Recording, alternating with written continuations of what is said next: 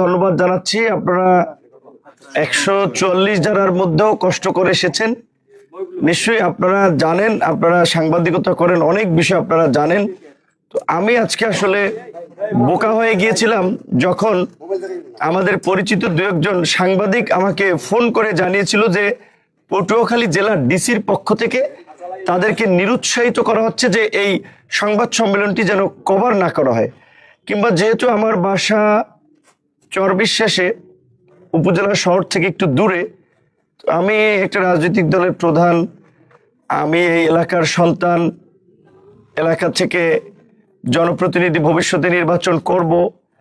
আমি আসলে মাঝে মাঝে সেটা জেলাতে কিংবা জেলাতে সার্কিট হাউসে কিংবা উপজেলাতে ডাক বাংলোতে যদি খালি থাকে আমি বলি যে যদি রুম থাকে তাহলে হয়তো 2-1 দিন এখানে স্টে করি। এ যাবৎকাল পটুয়াখালী সার্কিট হাউসে 2 দিন থেকেছিলাম, 2 বার। আর গলাচিপার এখানে বোধহয় 2 বার 2-3 দিন থাকা। তো সেখানে আজকে আমার উপজেলায়, আমার নির্বাচনী এলাকা, আমি একটা রাজনৈতিক দলের প্রধান, এখানে আমি একটা সংবাদ সম্মেলন করব। আমি যতদূর তথ্য পেয়েছি সেখানে ডিসি সাহেব, ওসি সাহেব এবং ইউনো সাহেব সহ এখানকার লোকাল প্রশাসনের উপর ব্যাপক ধরনের চাপ তৈরি করতেছেন যে আমি যেন এখানে সংবাদ সম্মেলন না করতে পারি, কথা বলতে না পারি, আমার কোনো নেতাকর্মী যেন এখানে না আসে। প্রকারান্তে মনে হচ্ছে যে ডিসি আমার প্রতিপক্ষ হয়ে গেছে, এই পটুয়াখালীর ডিসি গণ অধিকার পরিষদের প্রতিপক্ষ হয়ে গেছে। আসলে কারণগুলো আমি খুঁজে পেলাম না যে ডিসির এরকম আচরণ কেন হবে। তো আমি পেছনের একটু ঘটনায় গিয়ে দেখলাম যে না, ডিসি সাহেব কিছুটা আমার প্রতি বৈরী আচরণ শুরু থেকেই করে আসছেন। তার মধ্যে গত রোজার ঈদে যখন আমরা পটুয়াখালী জেলার ইফতার প্রোগ্রাম আসি, সেই সময় আপনার সার্কিট হাউসের রুমে আমরা আলাপ করছিলাম। তিনি লোক পাঠিয়ে গোপনে ভিডিও করেছিলেন এবং সেই ভিডিও তিনি বিএনপির এই অঞ্চলের নেতা হাসান মামুনকে পাঠিয়েছিলেন। সেই ভিডিওটি আমিও আপনার পরিবেশ ও বন মন্ত্রণালয়ের দায়িত্বপ্রাপ্ত উপদেষ্টা জনাব সৈয়দা রেজওয়ানা হাসান, আপনার মন্ত্রিপরিষদ সচিব এবং আপনার আইন উপদেষ্টা আসিফ নজরুল সহ বেশ কয়েকজনকে পাঠিয়েছিলাম যে একজন ডিসি এরকমের কর্মকাণ্ড করতে পারে কিনা। তো তারা আশ্বস্ত করেছিলেন যে ডিসির বিরুদ্ধে পদক্ষেপ নেওয়া হবে। অনেক ডিসির বিরুদ্ধে অভিযোগ আছে, কারণ আপনারা জানেন যে ডিসি নিয়োগেও বড় ধরনের একটা কেলেঙ্কারি হয়েছিল। মাঠ পর্যায়ে থেকে কোনো ডিসি কি সরায়নি, সেই কারণে তো তার বিরুদ্ধে ব্যবস্থা নেয়নি। কিন্তু এই ধরনের অপরাধ করার পরেও যদি ব্যবস্থা না নেওয়া হয়, সেটা প্রশাসনকে আরেকটা সুযোগ দেওয়া হবে যে প্রশাসনের মধ্যে দলবাজি চিন্তা ভাবনা ঢুকে পড়বে। এবং আমি যতদূর জানতে পেরেছি এই ডিসি সাহেব জনাব হাসান মামুনের একজন বিশ্ববিদ্যালয়ের অনুসারী ছিলেন এবং তারাই তাকে লবিং তদবির করে এখানে নিয়ে এসেছেন এবং তিনি স্থানীয় হাসান মামুন এবং আরেক বিএনপি নেতার সাথে মিলে এইখানে তিনি হারুন এবং বেনজিরদের ভূমিকা অবতীর্ণ হতে চাচ্ছেন। এবং তিনি অনেকের সাথেই বলছেন যে রাজনীতি না করলে নির্বাচন করবো প্রয়োজনে। তো আমি ডিসি সাহেবকে বলবো, আপনার যদি রাজনীতি করে এত খায়েশ থাকে, সরকারি চাকরিটা ছেড়ে আপনি রাজনীতি করেন। আর যদি এই পদে থাকেন তাহলে এই সমস্ত দলবাজি চেতনা মানসিকতা দেখাবেন না। আপনারা জানেন যে গোলখালী ইউনিয়নের চেয়ারম্যান, আপনার তাকে গ্রেপ্তার করার ফলে ওইখানে প্যানেল চেয়ারম্যানকে আপনার ভারপ্রাপ্ত দেওয়ার কথা, সেটি না দিয়ে তিনি আপনার হাসান মামুন সম্মতি না দেওয়ায় তিনি আপনার সরকারি একজন অফিসারকে দিয়েছেন, যেটি নিয়ে ওই প্যানেল চেয়ারম্যান বিভাগীয় কমিশনারের সাথে দেখা করেছেন। তিনি আশ্বস্ত করেছেন এটা তো যৌক্তিক, যেহেতু রেজুলেশন আছে, তিনি পাওয়ার দাবিদার, তাকে বসতে দেওয়া দরকার। এলজিইডি উপদেষ্টার কাছে চিঠি দিয়েছে, সেখান থেকে এখানে চিঠি দেওয়া হয়েছে, কিন্তু ডিসি তার আপনার গুরু, তার আপনার প্রভু জনাব হাসান মামুনের সিগন্যাল না পায় তিনি ওখানে আপনার প্যানেল চেয়ারম্যান দিতে পারেন নাই। তো গতকালকে আমরা যখন এই হাসান মামুনের সমর্থক এবং বিশেষ করে তিনি পুরো উপজেলা থেকে, পটুয়াখালী জেলা থেকে, বরিশাল থেকে প্রশিক্ষিত সন্ত্রাসীদের এনেছিলেন, তাদের প্রত্যেকের হাতে রামদাও ছিল, চাপাতি ছিল, হকি স্টিক ছিল, বস্তা ভর্তি ইটের খোয়া নিয়ে গিয়েছেন। রাস্তায় আপনারা দেখেছেন সেনাবাহিনী কিংবা পুলিশ যখন আপনার আমাদেরকে সহযোগিতা করেছে আসার পথে, পথের মাঝে মাঝেই গাছ ফালানো। এবং আমাদের জেলার সেক্রেটারি যেটা বলেছে, আমি আসলে ঢাকা শহর আপনারা দেখেছেন, রাজপথে সবসময় সোচ্চার ভূমিকা পালন করেছি। ফ্যাসিবাদের আমলেও বিন্দুমাত্র আপোষ করি নেই, কথা বলতে কার্পণ্য করি নেই।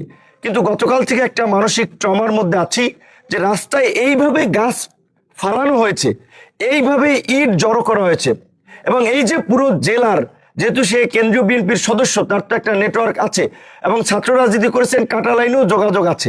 তিনি সেই সমস্ত সন্ত্রাসীদেরকে ওইখানে জড়ো করেছিলেন এবং আমাকে সেনাবাহিনীর লোকেরা, পুলিশ বলতেছিল যে ভাই পরিস্থিতি যা, আমরা এখানে আপনার নিরাপত্তা দিতে অক্ষম হচ্ছি, এই অবস্থা আমরা পরিস্থিতি কন্ট্রোল করতে পারবো না। তো আমি বলেছি যে যা হয় হবে, মৃত্যু হবে, কিন্তু আমরা আমাদের গন্তব্যস্থলে যাব। পরবর্তীতে তারা আমাকে বলছে তাহলে আপনি পটুয়াখালী যান, গলাচিপায় না যে। আমি বললাম আমার উপজেলা গলাচিপা, আমি গলাচিপায় যাবো না, কেন পটুয়াখালীতে যাব? শেখ হাসিনার রক্তচক্ষুকে উপেক্ষা করে নেই আজকে সামান্য বিএনপির এই 600 অধিক কেন্দ্রীয় কমিটির নেতা, তার মধ্যে একজন নির্বাহী কমিটির সদস্য, যারও আপনার সুবিধাভোগী একজন ছাত্রনেতা জানেন, আজকে জনাব তারেক রহমানের মতো একজন জনপ্রিয় নেতা, সম্মানিত ব্যক্তি, এই যে কিছু কিছু ঘটনায় তাকে নিয়ে সমালোচনা করে, এই হাসান মামুনদের কারণেই সেই ঘটনাগুলো, এই যে হাওয়া ভবন টবন বলে, এগুলো হাসান মামুনদের মতো কিছু লোকজন জনাব তারেক রহমান ইমেজ ক্ষুণ্ণ করেছিল। 111-এর সময় আপনারা দেখছেন তার একটা সুবিধাবাদী ভূমিকা, একটা মিছিল করে রাজপথে, এবং গত 16 বছরে তার ওয়াইফ সরকারি চাকরি করেছে, একদিন ওএসডি হয় নাই। আমার ওয়াইফ প্রাইমারির চাকরি করে গর্ভবতী হয়েও তার ছুটি কাটাতে গিয়ে আপনার মেডিকেল বোর্ড গঠন করে যে সে গর্ভবতী কিনা সেটা সত্যতা নিশ্চিত করে। আর তার ওয়াইফ তো চাকরি করেছে নির্বিঘ্নে, বিএনপি নেতারা ঘরে থাকতে পারে, বাড়িতে থাকতে পারে নাই, দেশে থাকতে পারে, আর তার ওয়াইফ ওই উপসচিব পদে সরকারি চাকরি করেছে। পট পরিবর্তন, ছাত্র জনতা রক্ত দিয়েছে, জীবন দিয়েছে, তিনি আপনার একেবারেই একটা সম্মানজনক জায়গা বাগিয়ে নিয়েছেন, তদবির করে লবিং করে বগুড়ার ডিসি হয়েছেন। তো এই হচ্ছে হাসান মামুনের তো অবদান। গত 16 বছরে একটা রাজনৈতিক মামলায় তিনি গ্রেপ্তার হয়েছেন। তিনি এই উপজেলায় কোন জায়গায় একটা মিছিল মিটিং করেছে, আপনারা দেখেছেন। বিএনপির ভাই বোনদের প্রতি আমার প্রশ্ন, বরঞ্চ তিনি নৈতিকতা পরিপন্থী কাজ করেছেন, প্রশ্নপাঠ এবং জালিয়াতির সিন্ডিকেটের সাথে জড়িত ছিলেন, সেই অভিযোগে তিনি এখান থেকে গ্রেপ্তার হয়েছিলেন। এই রকমের একজন নেতা, অসৎ নেতা এবং এই রকমের বিতর্কিত লোক, সে আজকে বিএনপির সাইনবোর্ড ব্যবহার করে, বিএনপির লোকজনকে উচ্ছৃঙ্খল করে আজকে আমাদের নেতা কর্মীদের উপরে বিভিন্ন জায়গায় হামলা চালিয়েছে। গতকালকে গণ অধিকার পরিষদের গলাচিপা 10 মিনিটের প্রত্যেকটি ইউনিয়নের অফিস, এমনকি ওয়ার্ডের অফিসও ভাঙচুর করেছে। অসংখ্য নেতা কর্মী আহত হয়ে কেউ বরিশাল চিকিৎসা নিচ্ছে, কেউ পটুয়াখালী চিকিৎসা নিচ্ছে, কেউ গলাচিপার চিকিৎসা নিচ্ছে। ঘটনার সূত্রপাত কোথা থেকে আপনারা জানেন যে 11 তারিখ এই উপজেলা অডিটোরিয়ামে আপনারা সেদিন কাভারেজ দিয়েছিলেন যে আমি একটা কথা বলেছিলাম যে চরবিশ্বাস একটা ইউনিয়নের একজন সভাপতি 4-5টা বিয়ে করেছে। 4-5টা বিয়ে কি ভালো লোক করে? যাদের চরিত্র নেই, লুজ ক্যারেক্টার যেটা বলে, চরিত্রহীন, তারাই তো এই সমস্ত ফষ্টি নষ্টি করে। 4-5টা বিয়ে করেছে। তো সেই বিএনপির এখন সভাপতি হাসান মামুনকে পয়সা দিয়ে তিনি হয়েছেন। বিএনপির ত্যাগী নেতারা তো অনেকেই গলাচিপা 10 মিনিট কমিটি থেকে বঞ্চিত আছে। আপনারা জানেন শাহজাহান খানের সাথে যারা রাজনীতি করেছে, যারা বিএনপি জন্ম দিয়েছেন এই এলাকায়, তারা কিন্তু অনেকেই কমিটিতে পদ পানে। এমনকি আমাদের এই বিপদের দিনেও গতকালকে এই সোহান সাহেব, সোরাব সাহেব, এই রেনু আক্তার সহ ছাত্রদল, যুব দলের, আবার এই বিএনপির একটা অংশের নেতা কর্মীরা কিন্তু আমাদের পাশেও ছিল। বিএনপির, আমি ঢালাওভাবে সবাইকে দোষ দেব না, বিএনপির কেন্দ্রীয় নেতৃবৃন্দ, বিএনপির চেয়ারম্যানের উপদেষ্টা সহ অনেকেই সার্বক্ষণিক যোগাযোগ রেখেছেন। বিএনপির আপনার চেয়ারপারসনের অফিস থেকে যে আমি এসেছি কিনা, সমস্যা হয়েছে কিনা, তারাও একটা যোগাযোগ রেখেছেন। কিন্তু আমার প্রশ্ন বিএনপির শীর্ষ নেতৃত্বকে, যে আপনাদেরকে বৃদ্ধাঙ্গুলি দেখাতে পারে নির্বাহী কমিটির একজন সদস্য, এইটা যদি আপনারা নিয়ন্ত্রণ করতে না পারেন, আপনারা রাষ্ট্র পরিচালনা কিভাবে করবেন আগামীতে যদি সরকার গঠন করেন? একজন হাসান মামুনকে যদি আপনারা নিয়ন্ত্রণ করতে না পারেন, গতকালকে চরবিশ্বাস ইউনিয়নে যেই ঘটনাটি ভুলভাবে এসেছে যে বিএনপির অফিসে নাকি ভাঙচুর চালানো হয়েছে, হামলা হয়েছে, দেখেন আপনারা এখানে জাতীয় মিডিয়ার দেশের মানুষ, বিএনপির অফিস এই আমলে ভাঙচুর করবে এমন লোক বাংলাদেশে আছে? বিএনপির অফিস ভাঙচুর করবে? নাই। কারণ দুইটা বড় রাজনৈতিক দল ছিল, আওয়ামী লীগ এবং বিএনপি। আওয়ামী লীগের পতন হয়েছে, আওয়ামী লীগ দেশ থেকে পালিয়ে গেছে, এখন আছে বিএনপি। সেখানে বিএনপির অফিসে ভাঙচুর করবে, এটা তো কল্পনাও করা যায় না। আমার নিজের গ্রাম, আমার ইউনিয়ন চরবিশ্বাস, আপনারা দেখেছেন, আপনারাই জানেন, আওয়ামী লীগের আমলেও এই আওয়ামী লীগের নেতারা আমার পরিবারের দিকে, আমার লোকজনের দিকে চক্ষু তুলে তাকায় নাই, একটা হুমকি দামকে হামলা করে নাই। সেখানে আমাদের কর্মী সভা চলছিল চরবিশ্বাস ইউনিয়নে, আমার প্রোগ্রাম চলছে বকুলবাড়িয়া, সেখানে আপনার এখানে সে চরবিশ্বাসে আপনারা দেখেছেন যে আমাদের এই কর্মী সভা চলাকালীন সময় তারা স্লোগান দিচ্ছে, তারা আমাদের লোকজনকে গালিগালাজ করছে। সেখানে যেহেতু একই গ্রামের একই ইউনিয়নের লোক, আমাদের দুজন দায়িত্বশীল নেতা, একজন আমার আপন ছোট ভাই, দুইজন লোক এসেছিল, তাদেরকে অনুরোধ করেছে যে ওইখানে যেহেতু একটা প্রোগ্রাম চলে, অনেক লোক, আপনারা ওই প্রোগ্রাম শেষে প্রোগ্রামটা করেন, নাহলে একটা উচ্ছৃঙ্খল উত্তেজিত পরিস্থিতি তৈরি হবে।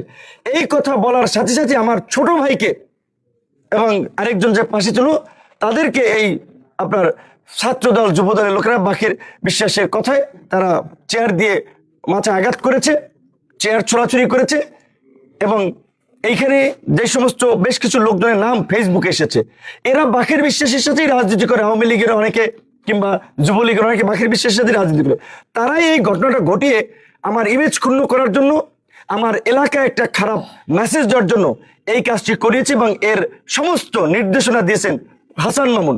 সেই এলাকার ঘটনাকে কেন্দ্র করে সারা উপজেলায় গলাচিপায়, এমনকি 10 মিনিটে এই যে অফিস ভাঙচুর করা হলো, ব্যানার ফেস্টুন ছিঁড়ে ফেলো, নেতা কর্মীদের আহত করা হলো, এখনো রামদাও নিয়ে বিভিন্ন জায়গায় দৌড়াচ্ছে। গতকালকে আমি যখন ভোর রাত এখানে এসেছি, সকালবেলা এখান থেকে যাওয়ার পথে আমাদের বেশ কয়েকজন নেতা কর্মীকে, যে শহীদুল মোল্লা বিএনপির সম্ভবত সাংগঠনিক সম্পাদক নাকি, তিনি আপনার এইখানে আপনার চৌরাস্তা থেকে মেরেছেন। ছাত্রদলের একটি ছেলে সভাপতি দুর্জয় নাম, মাদক নিয়ে পথে নেশাগ্রস্ত ছেলে পেলে। আমি বিএনপির নেতৃবৃন্দকে বলবো, আপনারা এই ঘটনাটা নিরপেক্ষ তদন্ত করুন এবং এই কমিটিতে বা এই যে হামলা মামলা যারা করেছে এর মধ্যে কতজন মাদকাসক্ত আপনারাই পরীক্ষা করে দেখুন। তো এই সমস্ত ছেলেদেরকে দিয়ে আপনারা এই আমাদের লোকজনকে হামলা করেছে। এবং আপনারা এই এলাকার সন্তান সাংবাদিক হিসেবে আপনারা দেখবেন যে সোশ্যাল মিডিয়াতে প্রতিনিয়তই আমাকে নিয়ে বাজে কমেন্টস করে, বাজে পোস্ট দেয়। এইগুলো আমরা আমল দিই না, কারণ এলাকার সিসকি নেতা ছোকরা ফোকরা কি বললো, এইগুলো নিয়ে তো আমাদের মাথা ঘামানোর সময় নেই। আমরা দেশ জাতি বিশ্বকে নিয়ে ভাবি। আজকে আপনারা দেখেছেন, বলতে গেলে যে বিএনপি যে ডিসেম্বরে নির্বাচন চায়, গণ অধিকার ব্যতীত কোনো রাজনৈতিক দল বিএনপির সাথে এভাবে শক্তভাবে ডিসেম্বরে নির্বাচনের পক্ষে জোরালো জনমত দেয়নি। বিএনপির নেতাদের চরিত্র হনন করা হচ্ছে, যে আপনার সালাউদ্দিন সাহেব থেকে মির্জা ফখরুল, রুমিন ফারহানা, ভারতের দালাল, এইটা সেটা। সেখানে গণ অধিকার পরিষদের নেতৃবৃন্দ সভাপতি হয়ে আমরা সেটার প্রতিবাদ করি, কারণ আমরা মনে করি যে রাজনীতিতে একটা সৌন্দর্য শিষ্টাচার থাকা দরকার। এইভাবে যদি সিনিয়র মানুষকে নিয়ে নানা ধরনের অপপ্রচার প্রপাগান্ডা ছড়ায়, আজকে একজনকে নিয়ে ছড়িয়েছে, কালকে আমাকে নিয়ে ছড়াবে, সেই জায়গা থেকে আজকে জাতীয় পর্যায় থেকেও আমাদের এত একটা বোঝাপড়া, জাতীয় রাজনীতিতে সমস্ত রাজনৈতিক দলগুলোর এত একটা আন্তরিকতা, সেখানে লোকাল পর্যায়ে আমার উপজেলায় এক হাসান মামুন বিএনপির সাইনবোর্ড ব্যবহার করে এই ঘটনা ঘটালো। আমি শুধুমাত্র ডক্টর ইউনূসের সাথে জনাব তারেক রহমানের মিটিং, এই কারণে ওনাকে এই ছোট বিষয়ে জানায়নি। আমি বিএনপির শীর্ষ নেতৃবৃন্দকে বলবো, আমি দেখতে চাই যে আপনারা হাসান মামুন এবং যারা এই ঘটনা ঘটিয়েছে তাদের বিরুদ্ধে কি পদক্ষেপ নিচ্ছেন, তারপরে আমাদের রাজনৈতিক সিদ্ধান্ত হবে। আমরা বলছি, আপনারা একটা নিরপেক্ষ তদন্ত করান। যদি আপনাদেরকে মনে হয় যে গণ অধিকারের এখানে কোনো সংশ্লিষ্টতা আছে, এই দক্ষিণাঞ্চলের বায়াস নেতা বা হাসান মামুন পন্থী নেতারা একটা নিরপেক্ষ তদন্ত করে ঘটনাটা জানেন। এবং স্থানীয় প্রশাসনকে, ওরা আন্তরিক ছিল, বিশেষ করে উপজেলা প্রশাসন, কিন্তু ওনাদের হাতে অনেক কিছু থাকে না, কারণ ওখান থেকে কন্ট্রোল করে ডিসি, এসপি সাহেবও অনেকের আন্তরিকতার পরিচয় দিয়েছেন, কিন্তু ডিসি যে আচরণ করেছেন এটা একটা ক্রিমিনাল মানসিকতার পরিচয়। এই রকমের ব্যক্তিরা সরকারি কর্মচারীর পদেই থাকতে পারে না, ডিসি তো দূরের কথা। অবশ্যই আমরা আহ্বান জানাবো সরকারের প্রতি, এই জনপ্রশাসন সংক্রান্ত কমিটির কাছে, এই ডিসি সহ এইরকম মানসিকতার যারা ডিসি রয়েছে তাদেরকে অপসারণের জন্য পদক্ষেপ নেওয়া হয়। আমি সর্বশেষ এই কথাটি বলতে চাই, আমি লজ্জিত, আমি দুঃখিত যে আজকে এরকম একটি ঘটনা আমার উপস্থিতিতে ঘটলো, কারণ আমার কখনোই এটা প্রত্যাশিত ছিল না। আমি তো এই চর অঞ্চল থেকে নেতা হই নাই, আমি কোনো রাজনৈতিক দলের পাঁচেটে নেতা হই নাই, কারো গোলামি করে নেতা হয় নাই। আন্দোলন সংগ্রামের মধ্যে দিয়ে আমরা বেড়ে উঠেছি, প্রতিকূল সময় রাজপথে লড়াই সংগ্রাম করে নিজেদেরকে তৈরি করেছি, কোনো দলে যাইনি, দল তৈরি করেছি। ঢাকা বিশ্ববিদ্যালয়ে 28 বছর পরে ডাকসুর ভিপি নির্বাচিত হয়েছি, একটা দলের প্রধান হয়েছি। আমরা তো আঞ্চলিক নেতা না, ইউনিয়ন উপজেলার নেতা না, কোনো দলের সদস্য না। তো আমাদের সাথে এই ধরনের আচরণ করা হলো, এলাকাবাসী এই গলাচিপা 10 মিনার মানুষের কাছে আমরা এর বিচার দিলাম। আপনারা এর একটা বিচার করবেন, বিহিত করবেন যখন আপনাদের সুযোগ আসবে। এই 5ই আগস্টের পরে গণ অধিকার পরিষদের কোনো নেতা কর্মী কোনো মানুষের মাথায় বাড়ি দেয় নাই, কারো কাছ থেকে 5 টাকা চান্দা আনে নাই, কারো ঘর দখল করতে যায় নাই, কারো বাড়ি দখল করতে যায় নাই, বরঞ্চ যেই বক্তব্যকে কেন্দ্র করে তারা একটি মিথ্যা অপপ্রচার এবং প্রপাগান্ডা ছড়িয়েছিল। আপনারা জানেন, আপনারা খোঁজ দেন, চরবিশ্বাস ইউনিয়নের বাজারের যে আপনার বাজার, সেটা যে চান্দিনা বিটি, সেটা শতাংশে সরকারি রাজস্ব হচ্ছে প্রতি বছরের জন্য 260 টাকা। হয়তো ওখানে 4-5 বছরে সেটা বকেয়া পড়েছে, সেইটার আপনার তাহলে হাফ শতাংশের আসবে 130 টাকা। সেইখানে ইউনিয়ন বিএনপির সভাপতিকে ব্যবহার করে বা হাসান মামুনের নির্দেশে চান্দা তোলা হচ্ছে। এইখানে আপনার এই 35,000, 30 থেকে 35,000 টাকা ব্যবসায়ীদের কাছে বলা হয়েছে যে তারা ডিসিআর কেটে দেবে, কারণ ডিসি হাসান মামুনের লোক, ইউনিয়ন সভাপতি বাকির বিশ্বাসের লোক, এই বাকির বিশ্বাস হাসান মামুন ডিসি, তারা এটা করবে। এর পাশের বাজার হচ্ছে বটতলা, বটতলা থেকে 30,000 টাকা করে নিয়েছে।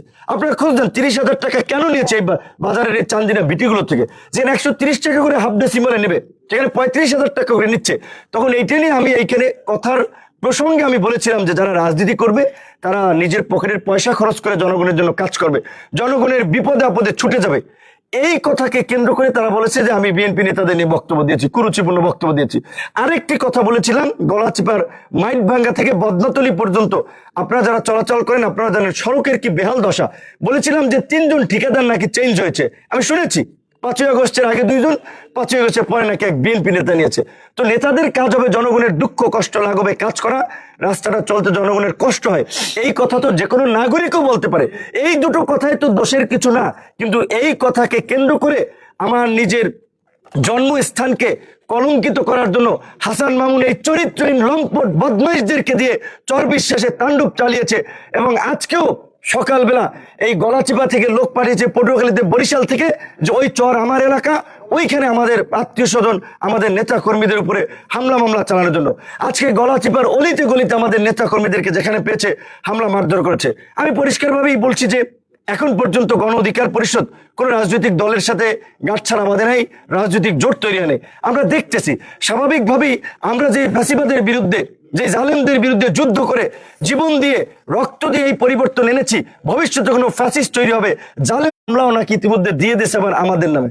মানে আওয়ামী লীগের আমার ডাক, এই সাবেক ডাকসুর বিপি আমানুল্লাহ আমান থেকে বিভিন্ন ছাত্র তারা দেখতে গিয়েছিলেন, সেই ডাকসুতে আমার বিরুদ্ধে মানিব্যাগ থেকে টাকা চুরির মামলা দিয়েছে, গড়ি চুরির মামলা দিয়েছে। তো আজকে এই জুলাই গণ অভ্যুত্থান পরবর্তীতেও অভ্যুত্থানের প্রেক্ষাপট তৈরিতে ভূমিকা রাখলাম আমরা, ফ্যাসিবাদকে তাড়ালাম আমরা।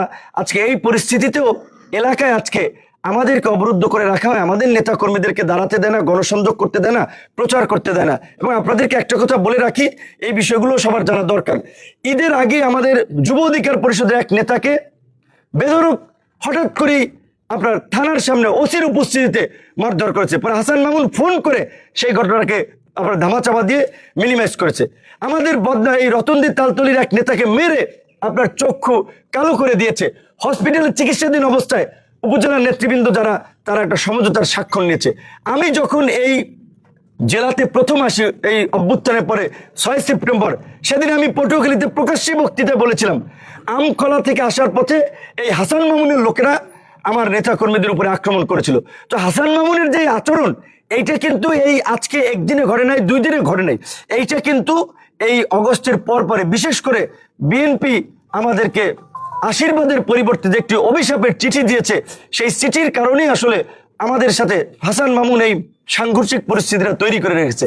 আশীর্বাদকে তারা তাদের হয়তো মিত্র বা রাজপথে আন্দোলন সংগ্রাম আমরা করেছি, তারা একটা চিঠি দিয়েছিল তাদের নেতা কর্মীদেরকে সহযোগিতা করার জন্য, অর্থাৎ এলাকায় যেন তারা বাড়াবাড়ি না করে, কারণ তারা হাসান মামুন সম্পর্কে তো জানে। কিন্তু সহযোগিতা তো করেই নেই, বরঞ্চ পদে পদে অসহযোগিতা, হামলা মামলা আপনারা দেখেছেন। সেটা বলছে যে সহযোগিতার আশীর্বাদ অভিশাপে পরিণত হয়েছে। তো কাজেই বিএনপির নেতৃবৃন্দের আমাদের কিছু বলার নাই, এলাকার মানুষের কাছে বিচার দিলাম, বিএনপির কাছে আমার সিনিয়র নেতৃবৃন্দের কাছে এটাই আহ্বান, আপনারা হাসান মামুনদের মতো নেতাদের বিরুদ্ধে পদক্ষেপ নিন, অন্যথায় মানুষ কিন্তু আপনাদের দিক থেকে মুখ ফিরিয়ে নিতে পারে। ভোট এখনো হয় নাই, ভোট কাকে দেবে মানুষ? এই যে গত 10 মাসে আজকে গলাচিপা 10 দিনে দিয়ে আমরা মেজার করতে পারি সারা বাংলাদেশে কি হচ্ছে। এই অবস্থায় মানুষ অতিষ্ঠ। এইখানে দায় কাদের? বড় দল হিসেবে, বড় নেতা হিসেবে যারা আছেন তাদের বেশি দায়িত্ব। সুতরাং আপনার এলাকায় শান্তি শৃঙ্খলা প্রতিষ্ঠা করার জন্য আপনাদের নেতা কর্মীদেরকেও সংযত হতে বলেন। হাসান মামুনদের মতো অতি উৎসাহী তাদের বিরুদ্ধে ব্যবস্থা নেন, নাহলে এটা বিএনপির জন্য একটা বড় ধরনের অশনি সংকেত হতে পারে। এবং পুলিশ প্রশাসনকে আমি অনুরোধ করব, এই রকমের ঘটনার সাথে যারা জড়িত আপনারা সব মামলা নেন, চাপে ধরেন না। পুলিশ সব প্রশাসন যদি মাজা শক্ত করে এখন তাদের কার্যক্রম না করতে পারে, তাহলে তারা আগামীতে নির্বাচন পরিচালনা করতে পারবে না, তারা আগামীতে সুষ্ঠু নির্বাচন করতে পারবে না। গতকালকে তার নজির আমি দেখেছি যে সেনাবাহিনী আগাতে পারছে না, পুলিশ আগাতে পারছে না, তারা এক প্রকারের সারেন্ডার করেছে। যদিও পরে সেনাবাহিনীর ঊর্ধ্বতন কর্তৃপক্ষের সহায়তাই কিন্তু তাদের সাথে ফোনে আলাপের মাধ্যমেই কিন্তু ওই পরিস্থিতি থেকে আমি আসলে বের হয়ে এসেছি। এখানে রাজনৈতিক কোনোভাবে কোনো ওই রকমের সহযোগিতার এই পরিস্থিতি উত্তরণ হয় নাই, পুলিশেরও ব্যবস্থাপনা নেই। কার্যত সেনাবাহিনীর উচ্চ কর্মকর্তাদের সাথে কথা বলার পরেই তারা একটা পদক্ষেপ নিয়েছে, তাদেরকেও ধন্যবাদ জানাই। এবং আমি এলাকার সন্তান হিসেবে আরো 2-4 দিন এলাকায় থাকবো। আমি যেই গণসংযোগ শুরু করেছি, আমার প্রত্যেকটি গ্রামে পাড়া মহল্লায় যাওয়া, আমি সেটি অব্যাহত রাখবো। আমি পরিষ্কারভাবে বলতে চাই, আমাদের কোনো নেতাকর্মী বিএনপির কোনো কারো উপরে হামলা করে না, সভা সমাবেশে বাধা দেয় নাই। দয়া করে আপনারা আপনাদের রাজনীতি করুন, আপনারা কেন আমাদের রাজনীতিতে বাধা দেবেন, কেন আমাদের কার্যক্রমে বিঘ্ন ঘটাবেন?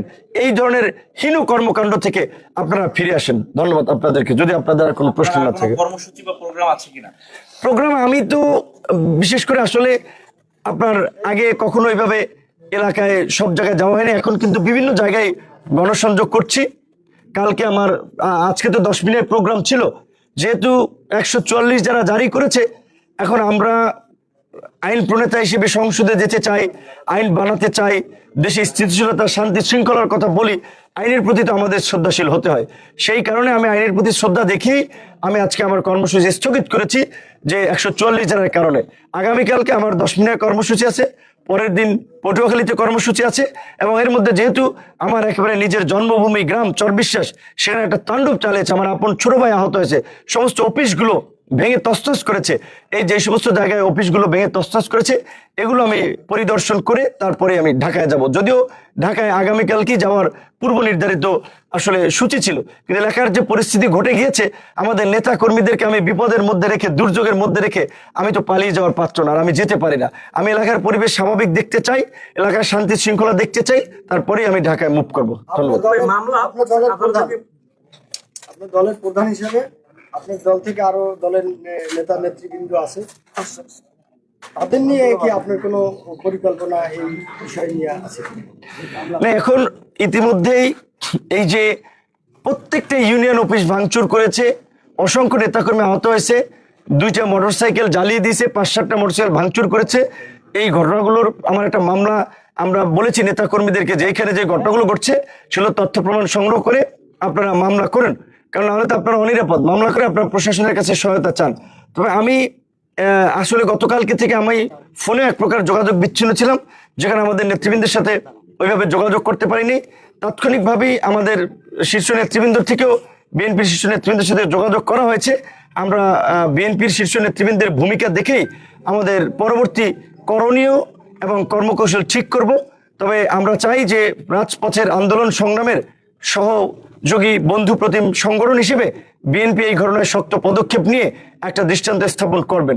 বাট যদি তারা কোনো ধরনের পদক্ষেপ না নেয়, তারা যদি এই ধরনের কর্মকাণ্ডকে প্রশ্রয় দেয়, তাহলে আমরা আমাদের তো নিজস্ব দলীয় কিছু কর্মসূচি প্রোগ্রাম থাকবে। যে ভাই একটা বিষয় হচ্ছে যে হাসান মামুন সাহেব সে একটা ফেসবুকে পোস্ট দিয়েছে যে গতকালকে রাত আপনাকে যাতে নির্বিঘ্নে পৌঁছে দেয় সেনাবাহিনী এবং তার নেতা কর্মীদের শান্ত থাকার জন্য, এই বিষয়ে আসলে কিছু বলুন। এইটার সাথে আর সম্পৃক্ত আছে, তিনি আমাদের সাথে বলছে যে আপনার গত কয়েকদিনের বিএনপি সম্পর্কে কিছু উত্তেজনামূলক উস্কানিমূলক বক্তব্যের কারণে এই পরিবেশ সৃষ্টি হয়েছে, এরকম পরিস্থিতি সৃষ্টি হয়েছে। দেখেন, হাসান মামুন ঢাকা বিশ্ববিদ্যালয় থেকে পড়াশোনা করেছে, একজন ছাত্র নেতা।